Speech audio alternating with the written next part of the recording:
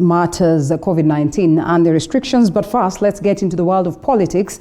And the political class has elicited mixed reactions on the directive by President Uhuru Kenyatta to suspend physical parliament sittings ahead of debate and passing of the Constitutional Amendment Bill 2020, that is to pave way for referendum in June this year.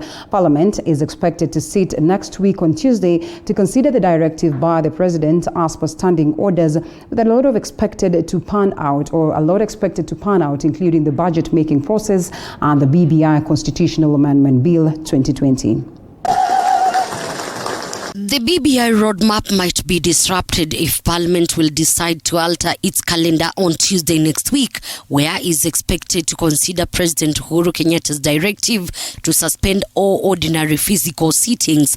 Uhuru's directive eliciting mixed reactions within political circles on the fate of the BBI ahead of referendum slated for June this year, a move which has been criticized by some members of Parliament who say the decision was not well thought.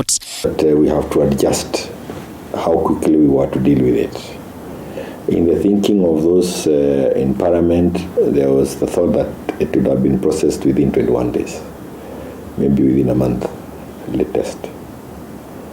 I still see that as a possible scenario, because one, Parliament can adjust its sitting to be able to conform with the COVID protocols as advised by perhaps the Ministry of Health.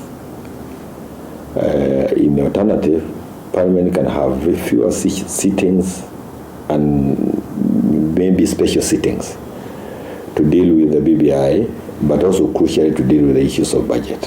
The proponents of BBI say the Constitutional Amendment Bill can be passed in Parliament within the remaining time. So a Member of Parliament Caleb Kositani says the fate of BBI is not well determined and now is between a rock and a hard surface if the BBI roadmap is anything to go by. The very tricky time was before it was processed by the county assemblies.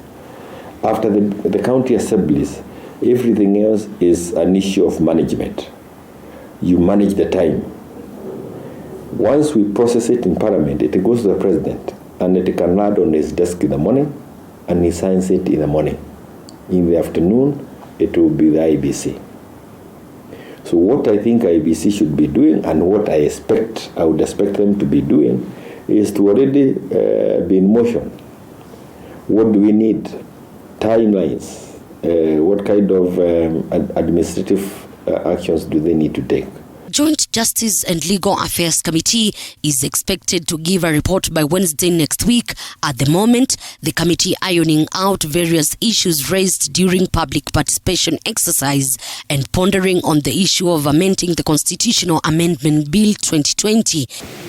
So to the general public, we will try and burn the midnight oil to see if we can finalize the writing of the report, God willing, by latest Wednesday next week.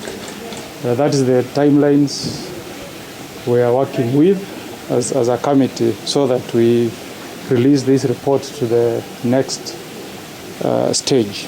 Whether the lockdown was intended to tame political formations is suspended, the BBI drive is just a matter of wait and see.